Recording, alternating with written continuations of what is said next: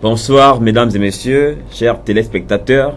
Nous vous savons très connectés sur votre authentique plateforme Tribune Jeune.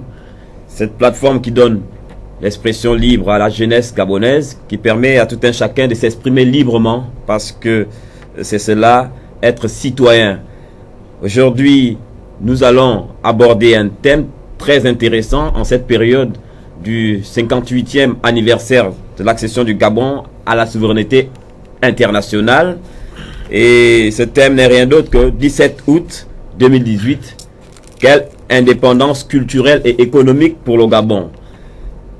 Ce thème a été arrêté justement pour célébrer avec tous nos concitoyens notre indépendance et essayer d'évaluer les contours de notre indépendance en nous appuyant spécifiquement sur deux aspects importants, la culture et l'économie, car ces deux éléments sont des éléments fondamentaux qui permettent à un État de s'exprimer de façon souveraine. Pour en parler, nous avons sur le plateau déjà deux invités très importants parce qu'ils nous donneront leurs avis sur ce thème aussi important. Nous avons, pour commencer avec la gente féminine, à ma gauche, Patience Wati, qui est cette jeune dame-là, qui représente valablement le Gabon dans la pharmacopée et dans justement ce qui est des valeurs essentielles de notre nation, et qui va justement essayer d'aborder cette question avec nous selon son approche, ses aspirations, selon sa façon de concevoir les choses. Et nous avons sur la droite France Alog Mesui, qui est un étudiant en droit privé, qui lui aussi va nous entretenir, va nous donner son sentiment, son avis sur ce thème arrêté, en fonction des éléments certainement de droit, c'est ça. Et je vais saluer ici Patience, bonsoir. Bonsoir. Ça va? Ça va très bien. Je vous ai croisé aux expositions Gabon 9 provinces. C'est là où on s'est connus pour la première fois. Et j'ai vraiment été ravi de l'exposition et de l'accueil aussi. Hein, les couleurs que tu présentais ce jour-là. Donc, comment est-ce que vous sentiez ce moment-là en présentant vos choses déjà?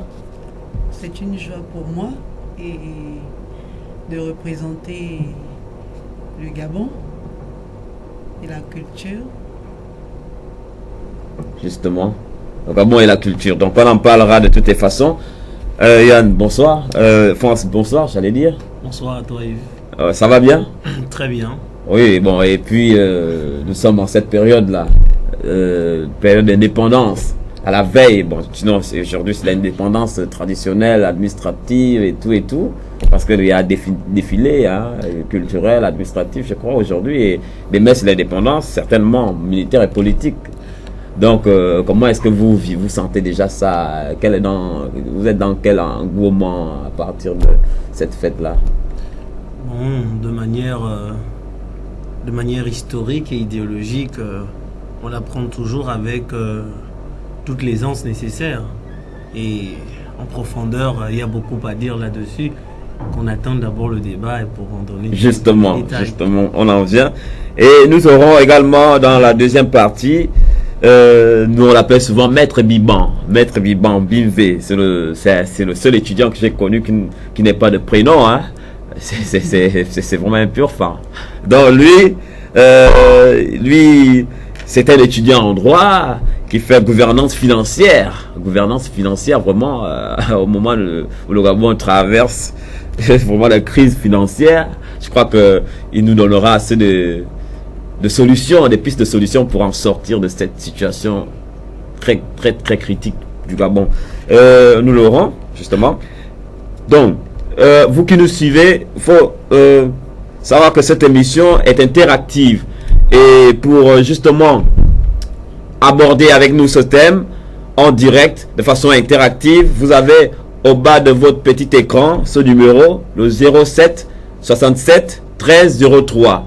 Donc c'est c'est un numéro à travers lequel vous pouvez entrer en débat, communiquer, dire, sinon célébrer l'indépendance au 58e anniversaire avec nous en abordant justement ce thème très intéressant. Alors, nous allons justement tomber dans ce thème. 17 août 2018, quelle indépendance culturelle et économique pour le Gabon? C'est vraiment un thème assez intéressant parce que à chaque fois qu'on aborde des questions d'indépendance, surtout culturelle et économique, on a l'impression que ça touche l'être gabonais lui-même, l'être humain lui-même. Et c'est d'autant plus important que cela nous touche profondément et que ça devrait être une réalité. Est-ce que chez vous, vous pouvez déjà dire, monsieur Allo, que le Gabon a atteint son indépendance culturelle, d'abord au départ, avant d'aborder le deuxième pan, qu'est l'économie? D'abord, avant que d'entrer dans le vif du sujet, je tenais à vous remercier pour l'invitation sur le plateau et aussi vous féliciter pour le choix de la thématique parce que c'est une thématique très, à mon sens, très importante. Et donner mon point de vue sur l'idée de l'indépendance du Gabon, d'abord au niveau culturel, à chaud comme ça, je préférerais d'abord que l'on refasse une analyse sur la définition même de l'indépendance. Justement. Parce que voyez-vous, l'indépendance qui, pour ma part, j'estime, naît toujours d'une révolution. Et à ce qui me concerne, pour ce qui me concerne, je dirais mieux, l'indépendance du Gabon au niveau culturel n'a pas encore trouvé toute en parlant sa justement des concrétisation. révolutions, il s'agit de quel type de révolution par exemple? Parce que il faut comprendre que le 17 août 1960, indépendance qui peut se définir comme étant la souveraineté nationale, étatique d'un pays, que ce soit sur le point politique, culturel, économique et autres, c'est la gestion autonome d'un État. Mais une gestion autonome qui naît d'abord d'une naissance, on va dire, une naissance contrôlée par un dit colon. Et lorsqu'on observe un peu les circonstances dans lesquelles le Gabon a hérité de son indépendance, on ne peut véritablement pas parler d'indépendance. Pour ma part, je me dis que c'est un abus de langage. On peut parler de quoi alors finalement? On peut plutôt parler de partage d'indépendance. Il faut dissocier la chose. Parce que vous voyez, lorsqu'on remonte encore un peu dans les années 58, lorsque le général de Gaulle va essayer de faire sa tournée en Afrique, il a usé souvent d'une expression comme pour dire aux Africains, je veux dire surtout aux Africains de l'Afrique centrale, que si vous ne voulez pas imiter les autres, mais alors proposez de ce que la France vous donne, c'est-à-dire prenez cette indépendance que nous vous donnons. Et c'est d'ailleurs la raison pour laquelle vous allez constater certainement que la grande majorité des pays africains, leur indépendance tourne autour des mêmes périodes. Est-ce que cela veut dire que, par rapport à tout ce que vous dites, est-ce que ça veut dire que vous ne vous sentez pas indépendant? Alors, en tant que Gabonais, je suis indépendant. Ce que je veux surtout dire, c'est que le mot n'est pas approprié à mon sens, parce que l'indépendance, comment elle se gagne. Le Gabon n'est pas indépendant, mais vous êtes indépendant en tant que Gabonais. Historiquement parlant, l'indépendance, ça se gagne. L'indépendance, ça ne se donne pas. Si, à moins que vous me prouvez le contraire, je me rappelle nullement que le Gabon a combattu contre qui que ce soit pour bénéficier de cette indépendance. Donc, une indépendance négociée, c'est ce que ça veut dire, ou bien très mal négociée. Bon, de toutes les façons, une indépendance négociée. Négociée, ok, donc on a compris, c'est ton avis. Ma très chère Patience, à vous de nous dire ce que vous pouvez d'abord entendre par indépendance lorsque vous parlez d'indépendance. Afin de parler même de culturel, d'économique, mais lorsqu'on parle d'indépendance, qu'est-ce que ça vous dit déjà au départ? L'indépendance, L'indépendance, mais justement, l'indépendance, quand vous dites, bon, on est indépendant, je suis indépendante, le Gabon est indépendant, l'Afrique est indépendante, est-ce que ça veut dire que quelque part, on est exonéré d'une certaine, d'un certain maître, on est libéré de certaines chaînes? Est-ce que ça veut dire que c'est seulement la libération des chaînes? Est-ce que ça veut dire qu'on a nos éléments qui nous permettent de nous affirmer comme tels, comme indépendants? Est-ce que vous pouvez dire ici que vous, par exemple, vous êtes indépendante? Oui. Comment est-ce que vous pouvez vivre votre indépendance? Allez-y, si vous... Mais de toute façon, en attendant que vous reveniez sur sur le concept d'indépendance, nous allons poursuivre avec cher ami. Maintenant, on a ici 3 éléments très importants: indépendance, culturelle, économique. Ça veut dire que quelque part, on peut sous-entendre un lien entre ces 3 éléments-là. Vous voyez? Alors, si on a un lien entre ces 3 éléments, ça peut être lequel, par exemple? Quel est le lien que vous pouvez établir entre Gabon, indépendance culturelle et économique? Alors, vu qu'on l'admet finalement ici, on va continuer dans cette admission qui, à mon sens, reste toujours une admission d'abus de langage, qu'à cela ne tienne. Indépendance culturelle, est-ce que cela a lieu d'être? Certainement. Est-ce qu'il y a lien? Bien sûr. Je peux m'appesantir particulièrement sur cette pensée de Monseigneur Lyon que j'aime beaucoup, ouais, qui souvent aime à dire que la culture permettez-moi, la culture est l'image par laquelle on reconnaît un peuple, l'histoire d'un peuple. Oui. Et aujourd'hui, parler d'indépendance culturelle, c'est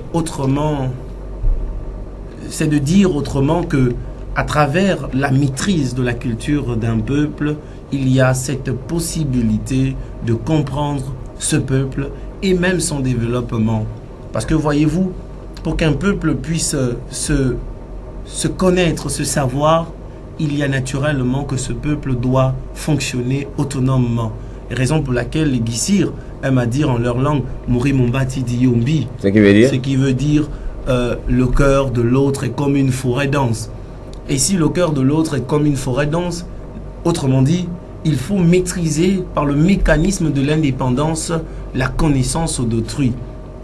Comme pour dire ceci, ce que j'ai simplement envie de dire par là, c'est que l'indépendance du Gabon, oui, elle nous a été accordée, mais aujourd'hui, est-ce qu'au regard de ce qui est, on peut finalement dire que nous avons une indépendance culturelle? Est-ce qu'on peut dire que les peuples ethniques qui constituent le Gabon aujourd'hui sont des peuples qui se maîtrisent, qui se connaissent? Parce que c'est à partir de ces connaissances-là que finalement, on peut dire ou affirmer qu'il y a une indépendance culturelle. Oui. Et la culture... Et la diversité culturelle, alors, est-ce qu'elle ne contribue pas déjà à ce qu'on peut appeler d'indépendance culturelle? Effectivement. Et la culture, vous savez, c'est la langue. La culture, c'est l'art. Ce sont les arts, je veux dire mieux. Oui. Et observons, vous savez, une nation, le Gabon, dès ses indépendances, a été considéré comme une nation. Il faut redéfinir la nation. Vous savez, au plan juridique, les Français auraient défini la nation comme étant ce peuple qui partage la même histoire, la même langue et la même conception idéologique, surtout au sens spirituel et mystique. Cette conception que les Allemands ont accordée, surtout une conception qui va au-delà de la chair, mais surtout de l'esprit. Mais observons le peuple gabonais. Est-ce qu'aujourd'hui, il y a ce partage-là historique de tous les peuples gabonais que nous rassemblons aujourd'hui et qui constituent la nation gabonaise? Est-ce que nous partageons la même histoire? Est-ce que nous partageons la même langue pour parler d'indépendance culturelle? Est-ce que nous partageons la même histoire? Est-ce que nous partageons la même langue? Est-ce que la diversité culturelle, justement, peut nous amener à dire que nous sommes indépendants? Est-ce que on peut dire que cette diversité culturelle laisse lieu, nous permet déjà d'avoir une culture nationale, ou bien la culture nationale n'existe pas encore au Gabon?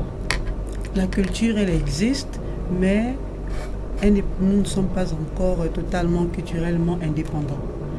Oui. Pour que nous le soyons, je pense qu'il faut organiser des séminaires de formation, organiser Sur quoi? Sur la culture? sur la culture, Comment? aller à la source de nos origines, Oui. faire de recherches.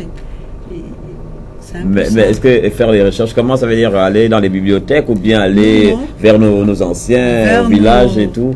nos, Ta culture, tu la connais? je la connais. Il faut Tu l'as aller dans vu? nos villages, oui.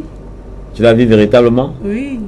Parce que une chose est de dire oui, il faut toujours pratiquer il faut toujours pratiquer la culture, il faut respecter la culture africaine ou gabonaise s'il y en a une, mais une autre est de dire et de la vivre. Mais on a l'impression que nous-mêmes déjà il est difficile qu'on vive notre culture.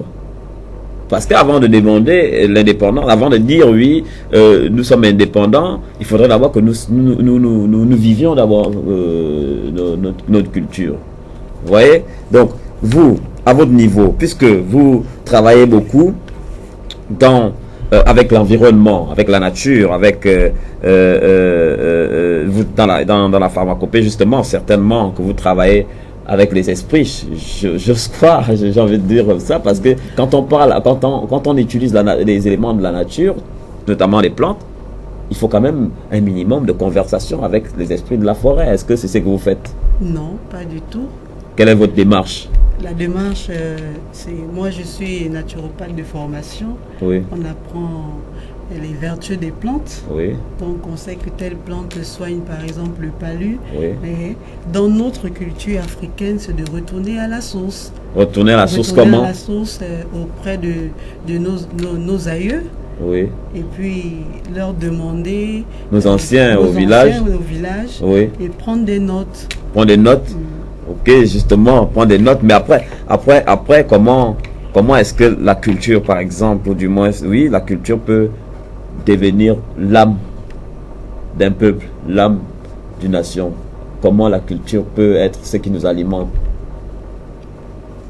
Par exemple, tu es dans ta culture, tu as ta culture, tu as tes valeurs, mais comment est-ce que tu peux considérer ce système de valeurs, cet ensemble de valeurs comme étant ce qui est ton identité?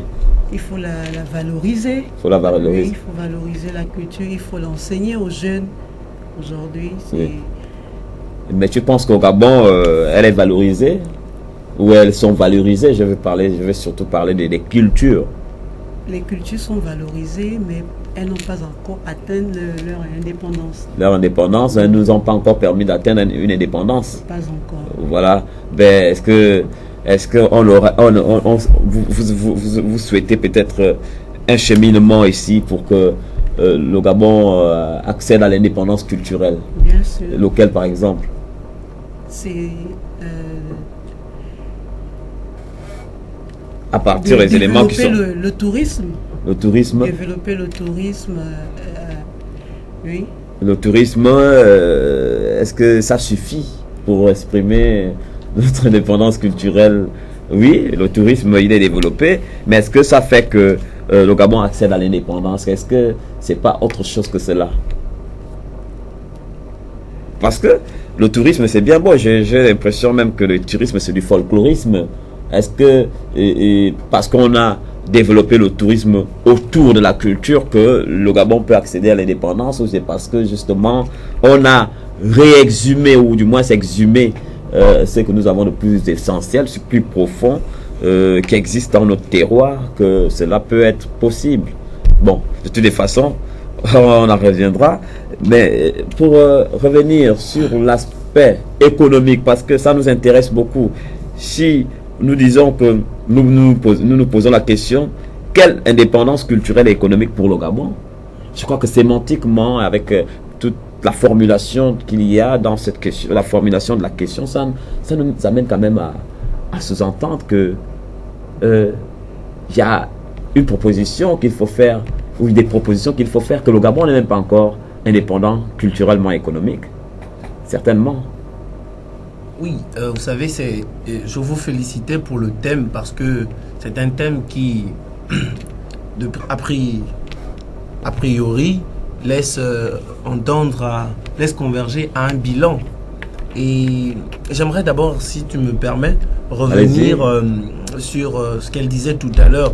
Et je nage un peu à contre-courant avec ce qu'elle venait de dire, que les cultures, notre culture est valorisée. Je m'inscris en faux là-dedans. Parce que, vous savez, parler ici aujourd'hui, il faut dire que la culture gabonaise, ou du moins les cultures gabonaises sont valorisées. C'est comme dire indirectement que la production culturelle faite au Gabon aujourd'hui bénéficie d'une distribution et d'une consommation juste et digne de celle-ci. Est-ce que véritablement on peut dire que ceux qui se lancent dans la culture, les artistes culturels, les producteurs qui usent de tous les matériaux nécessaires liés à la culture vivent de leur art? Est-ce que ces derniers distribuent leur production au niveau local, au niveau national et au niveau international? Est-ce qu'ils mangent, c'est-à-dire est-ce qu'ils bénéficient de toutes ces productions? Vous voyez les images qui passent, on voit là des Gabonais qui produisent, mais au-delà de ces productions, qu'est-ce qui en est à la suite? Je le disais encore récemment sur un des textes que j'écrivais, que malheureusement, le mal avec nous au Gabon, c'est que nos cultures ne sont valorisées qu'en moment de célébration nationale, en moment de festivité. Et après ces festivités, nous, finalement, nous cherchons même où tous ces objets d'art sont placés. Comment expliquez-vous, par exemple, aujourd'hui, que dans notre pays, nous avons un manque d'instituts culturels gabonais. Et pourtant, nous connaissons le plus grand institut culturel qui existe à Libreville. C'est l'Institut culturel français. Ça dénote de la dépendance culturelle. Parce que s'il y avait indépendance culturelle au Gabon, alors on devait avoir une institution. Je parle d'institution culturelle gabonaise digne de ce nom. Ne me parlez pas du Sisiba, parce qu'après, on vient un tout petit peu... le Sisiba, c'est une institution formelle à mon sens. Et pour revenir finalement sur la question que tu posais, c'est-à-dire l'indépendance économique, là encore, le bas blesse. L'expert en finance qui peut-être viendra ici après moi vous en dira plus. Mais je peux déjà vous dire qu'observer, pour avoir la réponse à cette question, allons-y vers les fonctionnaires gabonais qui finalement peuvent nous dire si l'économie, toujours, il y a rentabilité, il y a production, il y a distribution. Parce que, à mon sens, ces trois éléments sont les éléments par lesquels nous pouvons observer une indépendance. Et je tenais à préciser que... Rapidement, allez-y rapidement. L'indépendance, pour ce qui me concerne, n'est pas que l'idée d'une main invisible du colon. Parce que généralement, on a cette habitude de définir l'indépendance comme le fait que le colon ne soit plus forcément le détenteur de l'autorité de la chose économique ou culturelle de l'Afrique et du Gabon en particulier. Mais est-ce que tout ça, c'est pas du scepticisme, c'est-à-dire ne pas croire que quelque chose est déjà là? C'est-à-dire croire que quand même le Gabon est défini comme un État souverain déjà, parce que accéder à la souveraineté internationale, c'est justement s'affirmer comme un État indépendant avec ses valeurs. Parce que si on va d'un point de vue juridique avec les trois critères qui caractérisent en fait justement la souveraineté d'un État, sont un peuple, un territoire et une constitution. Est-ce qu'on ne peut pas déjà dire qu'à ce niveau-là, le Gabon... avec cet emblème-là, le Gabon a déjà les éléments qui lui permettent de s'affirmer. Et même si le culturel et l'économique posent problème.